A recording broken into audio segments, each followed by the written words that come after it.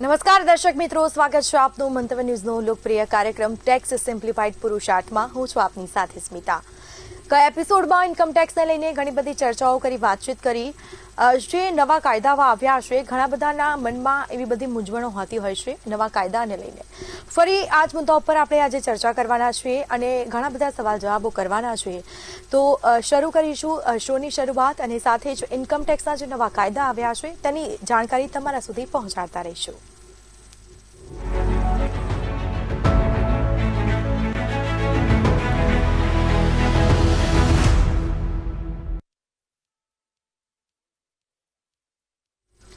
તો આજ સાથે આપણી સાથે જોડાઈ ચૂક્યા છે પુરુષાર્થના ફાઉન્ડર ભાવિકભાઈ શાહ. જી, મંતવ્ય ન્યૂઝમાં આપનું સ્વાગત છે.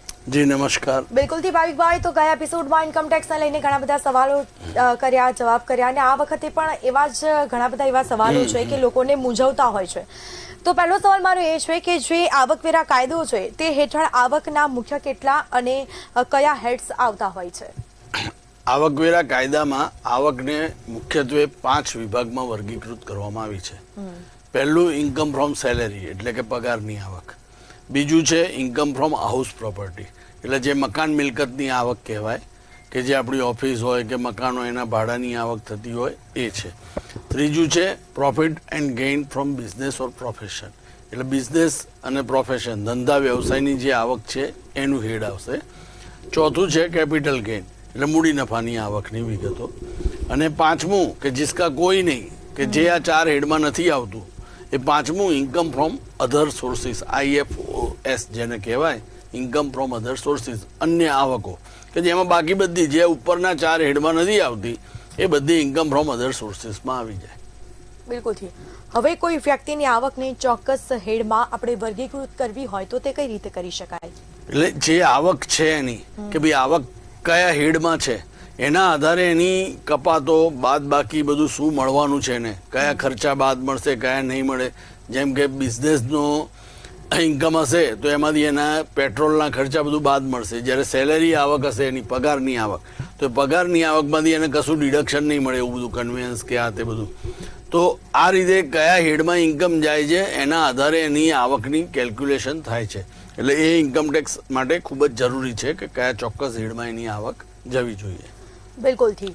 હવે જે રીતે ટેક્સની વ્યવસ્થા જે કરવામાં આવી છે, જૂની ટેક્સ વ્યવસ્થા અને નવી ટેક્સ વ્યવસ્થા, આમાં હેડ્સની આવકની ગણતરી કઈ રીતે થતી હોય છે? જૂની અને નવી બંનેમાં જે અત્યારે ઇન્કમ ટેક્સ એક્ટ 1961 અને ઇન્કમ ટેક્સ એક્ટ 2025 આ બંને એક્ટ હેઠળ આવકની ગણતરીની તો મોસ્ટલી બધી જ વસ્તુ સેમ જ છે, ફક્ત ટેક્સ રેટ ઓછા છે. અને જે નવી સ્કીમમાં ટેક્સ રેટ ઓછા છે તો કોઈ એલાઉન્સીસ નથી મળતા, જ્યારે જૂની સ્કીમની અંદર બધા એલાઉન્સ મળે છે તો એમાં ટેક્સ રેટ હાઈ છે. બિલકુલથી. હવે ધારો કે જો કોઈ આવક જે છે એ આ 5માંથી એક પણ હેડમાં ન બેસે તો તેની માટે શું કરવું? એટલે 5માંથી એક પણ હેડ નહીં, પણ 4માંથી એક પણ હેડમાં ના બેસે, કારણ કે જેસકા કોઈ નહીં ઉસકા ઇન્કમ ફ્રોમ અધર સોર્સિસ એટલે 5મું હેડ તો આવી જ ગયું. એટલે જે 4 હેડમાં નથી આવતી આવક તો એ 5મા હેડમાં ઓટોમેટિક આવી જશે. હવે જે રીતે કોઈ આવકને પગારના હેડ હેઠળ ગણવા માટે કઈ મુખ્ય શરતોની જરૂર હોતી હોય છે? કોઈ પણ વ્યક્તિને જે પગાર મળે છે એ પગાર ક્યારે મળ્યો કહેવાય કે જ્યારે એ સામેવાળી વ્યક્તિના ત્યાં નોકરી કરે છે. એટલે એમ્પ્લોયર એમ્પ્લોયી રિલેશન આ વસ્તુ ખાસ એસ્ટાબ્લિશ થવી જોઈએ. જેમ કે LIC નો એજન્ટ છે તો એને કમિશન મળે છે, એનું કોઈ ફિક્સ નથી કે ભાઈ એમ્પ્લોયર એમ્પ્લોયી રિલેશન નથી એસ્ટાબ્લિશ કર્યું LIC એ પોતે વ્યક્તિ પણ આઝાદ છે અને LIC પણ આઝાદ છે. એ બંને વચ્ચે એગ્રીમેન્ટ થયો છે કે ભાઈ ઇન્સ્યોરન્સ પોલિસી તું વેચ તને કમિશન મળશે. એવી રીતે 194C હોય છે, 194J હોય છે જે પ્રોફેશનલ ફીની ઇન્કમ હોય છે. તો આવી બધી વસ્તુમાં શું છે કે જ્યારે જે વ્યક્તિ કામ આપે છે જે કામ કરી આપે છે એ બંને વચ્ચે એમ્પ્લોયર એમ્પ્લોયી રિલેશનશીપ નથી હોતી તો એ આવક પગારમાં ના ગણાય. એટલે એમ્પ્લોયર એમ્પ્લોયી રિલેશનશીપ એસ્ટાબ્લિશ થવી ખૂબ જ જરૂરી છે. બિલકુલથી. હવે ધારો કે પાર્ટનરશિપ પેઢીમાંથી ભાગીદારને મળતો જે પગાર છે એ સેલેરી હેડમાં ટેક્સેબલ થાય છે ખરા? જો ભાગીદાર અને ભાગીદારી પેઢી આ બંને વચ્ચે એમ્પ્લોયર એમ્પ્લોયી રિલેશનશીપ નથી, કારણ કે ભાગીદારી પેઢીનો પાર્ટનર છે, માલિક છે ભાગીદારે, એના અમુક સ્પેસિફિક હિત પૂરતો. તો એ હિત પૂરતો માલિક છે એટલે એને જે કંઈ પણ પગાર આપે છે એના કામગીરી બદલ ભાગીદારી પેઢી, તો એ એની સેલેરી નહીં ગણાય, કારણ કે અહીંયા એમ્પ્લોયર એમ્પ્લોયી રિલેશનશિપ નથી. એટલા માટે એની ઇન્કમ ફ્રોમ બિઝનેસ જ ગણાશે. બિલકુલ ઠીક. હવે જે સેલેરી હેડમાં હાલમાં મળતી સ્ટાન્ડર્ડ ડિડક્શનની મર્યાદા કેટલી હોય છે? જે જૂની સ્કીમ મુજબ સ્ટાન્ડર્ડ ડિડક્શન 50,000 રૂપિયા હોય છે અને નવી સ્કીમ મુજબ 75,000 રૂપિયા હોય છે. એ બજેટમાં વખતો વખત ફેરફારને પણ આધીન હોય છે. હવે જે રીતે જે હાઉસ રેન્ટ એલાઉન્સ હોય છે તેની મુક્તિ મેળવવા માટે ખાસ કયા દસ્તાવેજોની જરૂર લોકોને પડતી હોય છે? હા, હાઉસ રેન્ટ એલાઉન્સ જે જૂની સ્કીમ હેઠળ જો કોઈ પણ વ્યક્તિ એનું રિટર્ન ફાઇલ કરતો હોય તો એના હાઉસ રેન્ટ એલાઉન્સ એને બાદ મળવા પાત્ર છે. જે પોતે ઘર ભાડે રહેતો હોય ને એને HRA મળતું હોય તો એમાંથી અમુક મર્યાદાઓના આધીન એને બાદ મળે છે. એના માટે સ્પેસિફિકલી ડોક્યુમેન્ટ કયા જોઈશે? તો એક તો જે મકાન માલિક છે એનો પાન નંબર જોઈશે, એને રેન્ટ એગ્રીમેન્ટ કરેલું હોવું જોઈશે, એની રેન્ટ રિસિપ્ટ અથવા તો રેન્ટ એગ્રીમેન્ટ, અને જો પ્રોબેબલી મોસ્ટલી બને ત્યાં સુધી એણે ચેકથી પેમેન્ટ કરેલું હોવું જોઈએ ભાડાનું. બિલકુલથી. હવે જે ગ્રેજ્યુઇટી અને લીવ એન્કેશમેન્ટ જે છે તેના ઉપર ટેક્સની જોગવાઈ છે ખરા? હા, લીવ એન્કેશમેન્ટ, ગ્રેજ્યુઇટી, આ બધી વસ્તુ જ્યારે વ્યક્તિ રિટાયર થાય ત્યારે એને સામટું મળતું હોય છે. તો એમાં અમુક મર્યાદા, જે ગવર્મેન્ટ એમ્પ્લોય એના માટે પૂરેપૂરું ટેક્સ ફ્રી છે, પ્રાઇવેટ એમ્પ્લોય માટે 25 લાખ સુધી ટેક્સ ફ્રી છે. તો એ બધી અમુક મર્યાદાઓ અને કન્ડિશનના આધારે એની ઉપર ટેક્સ ફ્રી હોય છે અને બાકીની રકમ ઉપર ટેક્સ લાગે છે એઝ અ સેલેરી. એટલે પહેલા જે રીતે કાયદાઓ હતા અને અત્યારના કાયદામાં બધું સેમ જ છે એમાં તો. બિલકુલથી. હવે જે એમ્પ્લોયર તરફથી મળતી કઈ સગવડો એવી હોય કે જ્યાં કર્મચારીઓએ ટેક્સ ચૂકવવો પડે? એમ્પ્લોયર તરફથી જે સગવડ મળે છે એને પરક્વિઝિટ કહેવાય. હવે એમ્પ્લોયર એમ્પ્લોયીને બે જાતનું વસ્તુ આપે છે. એક તો કાં તો એલાઉન્સ આપે કે ભાઈ તમે તમારી રીતે ઘર શોધી લો ને એમાં રહો, તો એના માટે આ 10,000 મહિને હું તમને એક્સ્ટ્રા આપીશ તમારી સેલેરી સિવાય. તો આ 10,000 જે એક્સ્ટ્રા આપે છે કંપની એમ્પ્લોયીને, તો એ HRA કહેવાય, હાઉસ રેન્ટ એલાઉન્સ, ઘર ભાડા ભથ્થું. એની બદલે કંપની એમ કહે છે કે તમે ક્યાંય ઘર આડે અવડે શોધવાની જરૂર નથી, આપણા કંપનીના ક્વાર્ટર્સ છે એમાં તમે રહો તમારા પરિવાર સાથે. જ્યાં સુધી એ નોકરી કરશો ત્યાં સુધી એ ક્વાર્ટર્સમાં રહેવાનું છે અને એના માટે તમારા 300-400 રૂપિયા દર મહિને પગારમાંથી કપાશે. તો આ પરક્વિઝિટ થઈ, સવલત થઈ. તો આ સવલતની જે પરક્વિઝિટ છે એ પરક્વિઝિટની વેલ્યુએશન કરવામાં આવશે. જેમ કે ઘણી બધી પરક્વિઝિટ આપે છે. કંપની તરફથી મોબાઈલ આપ્યો, એનું બિલ કંપની ભરી દે, તમે યુઝ કરો, પર્સનલ યુઝે કરો, ગાડી પણ આપી દીધી. એટલે એક એલાઉન્સ થયું અને બીજું પરક્વિઝિટ થઈ. પૈસા નથી આપતા પણ વસ્તુ આપે છે વાપરવા માટે, તો એ પરક્વિઝિટ થઈ. તો એ પરક્વિઝિટ બધી જે કંઈ પણ મળે છે કંપનીને એ બધી પ્રોફિટ ઇન લ્યુ ઓફ સેલેરી કહેવાય અને એનું પણ વેલ્યુએશન થાય ને ટેક્સેબલ કહેવાય. બિલકુલ ઠીક. હવે કોઈ પણ વ્યક્તિ જો કામ કરે છે એ પ્રોફેશનલ રીતે હોય કે પછી ફ્રીલાન્સિંગ તરીકે, તો પછી એને આપણે સેલેરી એ ગણી શકાય ખરી અને બિઝનેસ ઇન્કમ કહી શકાય? જ્યારે કોઈ વ્યક્તિ ફ્રીલાન્સિંગ તરીકે કામ કરે છે એટલે જ્યારે જરૂર પડે ત્યારે બોલાવે અને એ કામ કરી આપે. જેમ આપણે ત્યાં ઇલેક્ટ્રિશિયન બોલાવીએ, પ્લમ્બર બોલાવીએ, તો ભલે આપણે એને પૈસા આપ્યા, એ ફ્રીલાન્સિંગ થયું. સોફ્ટવેરમાં પણ ઘણી બધી જગ્યાએ આ રીતે વસ્તુઓ ચાલે છે. તો સોફ્ટવેરમાં, કોમ્પ્યુટરમાં, વેબ ડિઝાઇનિંગમાં બધે આ વસ્તુ અત્યારે વ્યાપક થતી જાય છે. તો ફ્રીલેન્સિંગમાં એમ્પ્લોયર એમ્પ્લોયી રિલેશનશિપ થતી નથી. એટલે કોન્ટ્રાક્ટ ટાઈપનું પેમેન્ટ છે. એટલે બિઝનેસ ઇન્કમ કાં તો અધર ઇન્કમ ગણાશે, સેલેરી ઇન્કમ નહીં ગણાય. બિલકુલથી. કારણ કે છૂટું છવાયું હોય. હા, છૂટું છવાયું હોય. બિલકુલથી. હવે જે હાઉસ પ્રોપર્ટી હેડ હેઠળ શ્રી આવક થતી હોય છે તેના ઉપર કેટલો ટેક્સ લાગતો હોય છે? હાઉસ પ્રોપર્ટી હેઠળ જે આપણી ઓફિસ કે મકાન છે એનું જે કંઈ પણ ભાડું આવે છે એ ભાડાની આવક એ હાઉસ પ્રોપર્ટીમાં ગણાશે અને એમાં સ્ટાન્ડર્ડ ડિડક્શન પણ મળે છે અને સ્ટાન્ડર્ડ ડિડક્શન બાદ એ આપણી ટેક્સેબલ ઇન્કમમાં એડ થાય અને એના આધારે આપણું ટેક્સ ભરવાનો આવતો હોય. બિલકુલ. હવે આ જે રીતે જે સેલ્ફ ઓક્યુપાઈડ પ્રોપર્ટી છે તેની વાર્ષિક કિંમત કેટલી ગણાતી હોય છે? સેલ્ફ ઓક્યુપાઈડ પ્રોપર્ટી એટલે જે પ્રોપર્ટી છે બે ટાઈપની છે. એક તો સેલ્ફ ઓક્યુપાઈડ અને બીજી લેટ આઉટ. એટલે સેલ્ફ ઓક્યુપાઈડ એટલે આપણે પોતે જે એના માટે આપણે રહીએ છીએ, જેમાં આપણે રહીએ છીએ એ રહેવા માટેનું ઘર છે. તો એની વાર્ષિક વેલ્યુ તો આમ તો 0 જ ગણાય, કારણ કે એમાંથી કોઈ ભાડું તો મળવાનું નથી. પરંતુ જો આપણે લેવા માટે લોન લીધી હોય તો એ લોનનું જે 2 લાખ રૂપિયા સુધીનું વ્યાજ આપણને બાદ મળવા પાત્ર છે વાર્ષિક. તો -2 લાખ સુધી થઈ શકે, એથી વધારે નહીં. બિલકુલ ઠીક. હવે જે રીતે જે હાઉસ પ્રોપર્ટી હેડમાં ટેક્સની ગણતરી કરતી વખતે ખાસ મુખ્ય શું ધ્યાન રાખવું અને મુખ્ય કપાતો કઈ મળતી હોય છે? હાઉસ પ્રોપર્ટી જે રેન્ટની આપણી ઇન્કમ થાય છે તો એ મકાનને રંગ રોગાન કરાવતા હોઈએ 2-3 વર્ષે, કે કોઈ પણ જાતના રિપેરિંગના મેન્ટેનન્સના ખર્ચા હોય, સોસાયટીનું મેન્ટેનન્સ હોય, આવું કશું બાદ મળતું નથી. સીધું ભાડાના 30% આપણને એવરી યર બાદ મળી જાય as a repairing allowance. Suppose 5 lakh રૂપિયા ભાડું આવે છે તો એ 5 લાખના ભાડામાંથી 30% એટલે 1.5 લાખ રૂપિયા બાદ થઈ જાય. એટલે બાકી 3.5 લાખ જ ટેક્સેબલ થાય. આ સિવાય જો એ મકાન લેવા માટે આપણે લોન લીધી છે તો એનું વ્યાજ પણ બાદ મળે છે. અને ત્રીજું, જે મ્યુનિસિપલ ટેક્સ આપણે ભર્યો હોય, એકચ્યુઅલી પે કર્યો હોય વર્ષ દરમિયાન તો જ મળે. 5 વર્ષનો સામટો બી ભરીશું તો એ વર્ષે બાદ મળશે. પછી પાછું 5 વર્ષ નહીં ભરીએ તો ચાલશે, એ વખતે બાદ નહીં મળે. આઉટસ્ટેન્ડિંગ હોય તો નહીં મળે, જે પે કર્યું છે એ બાદ મળશે. બિલકુલથી. હવે જે હોમ લોનના વ્યાજ ઉપર રહેણાંક મકાન માટે વધુમાં વધુ કેટલી કપાત મળતી હોય છે? હોમ લોનના વ્યાજ ઉપર વધુમાં વધુ જો મકાન પોતાના માટે રાખ્યું હોય તો 2 લાખ સુધી છે.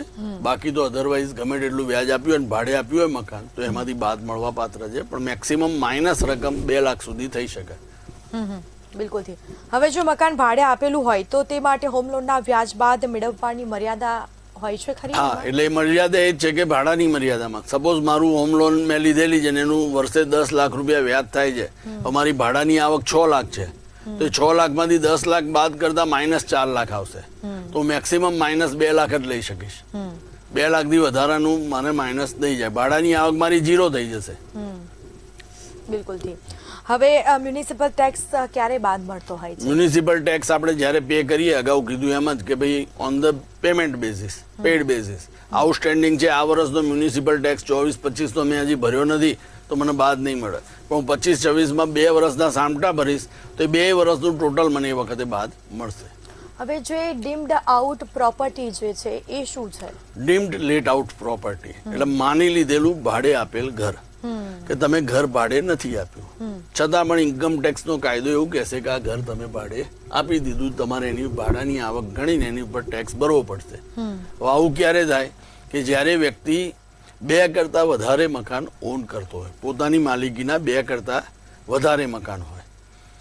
2 મકાન સુધી ચાલશે, સેલ્ફ ઓક્યુપાઈડ રાખી શકશે કે એકમાં પોતે રહે છે, બીજામાં એના પેરેન્ટ્સને રાખે છે. તો પહેલા તો એક જ મકાન હતું, હવે 2 મકાન કર્યા સરકારે. એટલે 2 મકાન કરતા વધારે જો એની પાસે છે, સપોઝ મારી પાસે 4 ફ્લેટ છે મારા જ નામે, તો મારા માટે શું થશે કે એક ફ્લેટમાં હું રહું છું, બીજા ફ્લેટમાં મારા પેરેન્ટ્સ રહે છે, તો ત્રીજો ને ચોથો ફ્લેટ જે છે એ મારે કમ્પલસરી મેં ભાડે આપેલા જેવું માનવામાં આવશે. અને એની જે લોકલ એરિયાના હિસાબે કે સપોઝ આ ફ્લેટ મેં ભાડે આપ્યો તો 25,000 મહિને ભાડું આવત, તો એ 25,000 ગુણ્યા 12, 3 લાખ એની, બીજા ફ્લેટની 3 લાખ, આવી રીતે 6 લાખ મારી ઇન્કમ ગણાઈ જાય.